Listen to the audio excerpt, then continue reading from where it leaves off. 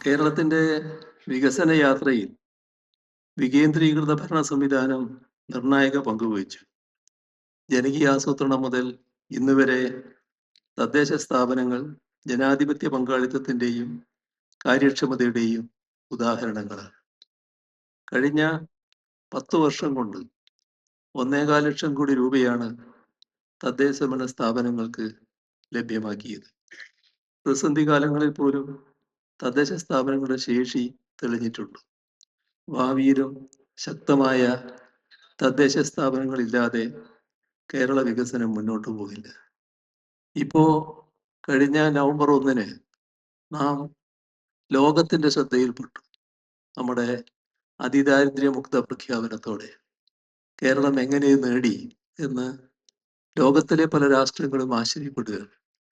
കാരണം ലോകത്ത് തന്നെ അപൂർവം രാജ്യങ്ങൾ മാത്രമേ ഈ പദവി നേടിയിട്ടുള്ളൂ. നമുക്ക് നേടാൻ കഴിഞ്ഞത് ഒരു സംശയവുമില്ല, തദ്ദേശ ഭരണ സ്ഥാപനങ്ങൾ നല്ല രീതിയിൽ പ്രവർത്തിച്ചുകൊണ്ടാണ്. അവര് കൈമേയ് മറന്നു തന്നെ ഈ കാര്യം വിജയിപ്പിക്കുന്നതിന് വേണ്ടി രംഗത്തുണ്ടായിരുന്നു. അപ്പോ നമ്മുടെ തദ്ദേശ ഭരണ സ്ഥാപനങ്ങൾ എത്ര കണ്ട് ഫലപ്രദമായി ഇടപെടുന്നു എന്നതിന്റെ തെളിവാണ്. നമ്മുടെ നയരൂപീകരണം എല്ലാ കാലത്തും കേരളം നടത്തിയിട്ടുള്ളത് പണ്ഡിതരുമായുള്ള സംവാദത്തിലൂടെയും പൊതുജനങ്ങളുമായുള്ള ചർച്ചകളിലൂടെയുമാണ്. ഈ പഠന കോൺഗ്രസും അതിൻ്റെ തുടർച്ചയാണ്. വിവിധ മേഖലകളിലെ പണ്ഡിതര്, സാമൂഹ്യ പ്രവർത്തകര്, ഭരണകർത്താക്കള് എല്ലാവരും കൂടി ഒരുമിച്ച് ചിന്തിച്ച് ചർച്ച ചെയ്ത് ഈ വേദിയിൽ ഉയരുന്ന ആശയങ്ങൾ കേരളത്തിന്റെ ഭാവിയെ രൂപപ്പെടുത്തും. സാമ്പത്തിക വെല്ലുവിളികൾ നമുക്ക് മുന്നിലുണ്ട്. കേന്ദ്രം അടിച്ചേൽപ്പിച്ച ധനപരിമിതികൾ, കടനിയന്ത്രണങ്ങൾ, കടം നിയന്ത്രിക്കുന്നത് സംസ്ഥാനങ്ങളെ പൊതുവെ ബാധിക്കുകയാണ്. എങ്കിലും വിദ്യാഭ്യാസം, ആരോഗ്യം, അടിസ്ഥാന സൗകര്യ വികാസങ്ങൾ, വ്യവസായം ഇവയിലെല്ലാം നിക്ഷേപം തുടരാൻ കേരളത്തിന് കഴിഞ്ഞിട്ടുണ്ട്. ഇത് നമ്മുടെ നിശ്ചയദാർഢ്യത്തിന്റെ തെളിവാണ്.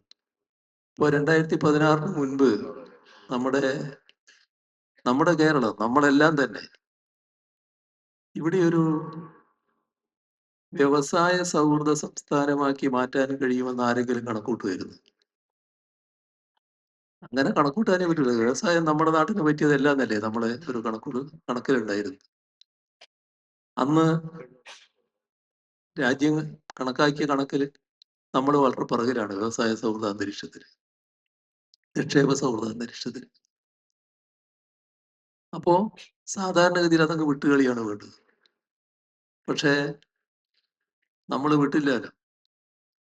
നിക്ഷേപ സൗഹൃദമാക്കിക്കൂടെ എന്നൊരാലോചന തുടങ്ങുകയാണ്.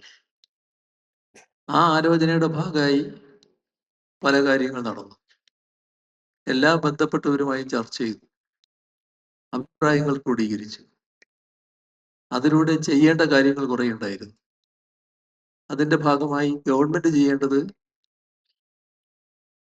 നിയമങ്ങൾ ഭേദഗതി ചെയ്യണമായിരുന്നു. 7 നിയമങ്ങൾ ഭേദഗതി ചെയ്തു, 10 ചട്ടങ്ങൾ ഭേദഗതി ചെയ്തു.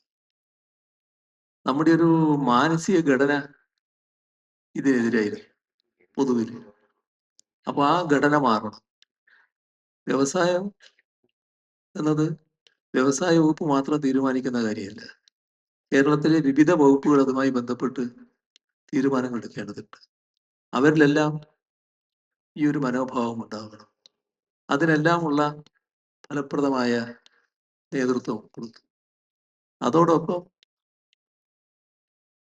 ഈ വ്യവസായം തുടങ്ങാനുള്ള പ്രയാസം, തുടങ്ങാൻ തീരുമാനിച്ച് അതിന്റെ അനുമതിക്ക് കാത്താൽ പിന്നെ ധാരാളം വർഷങ്ങൾ എടുക്കും.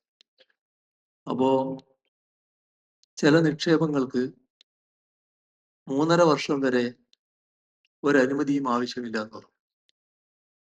അതായത് നിങ്ങൾ നിക്ഷേപം നടത്താൻ തയ്യാറായാൽ ആ വ്യവസായം ആരംഭിക്കാൻ എല്ലാ കാര്യങ്ങളും ഉറപ്പായി പാലിക്കുന്നുവെന്ന് ഈ നിക്ഷേപകന് ധാരണയുണ്ടെങ്കിൽ അദ്ദേഹത്തിന് തുടങ്ങാം. 3 വർഷം കൊണ്ട് ഈ പറയുന്ന അനുമതികളും ലൈസൻസും സമ്പാദിച്ചാൽ മതി. ഇതെല്ലാം നിയമപ്രകാരം പ്രാബല്യത്തിൽ വരുത്തിയല്ലേ. പക്ഷേ 2021 അപ്പോഴേക്ക് വന്നു. 2021 വന്നപ്പോ സ്വാഭാവികമായി തെരഞ്ഞെടുപ്പിലേക്ക് പോയി.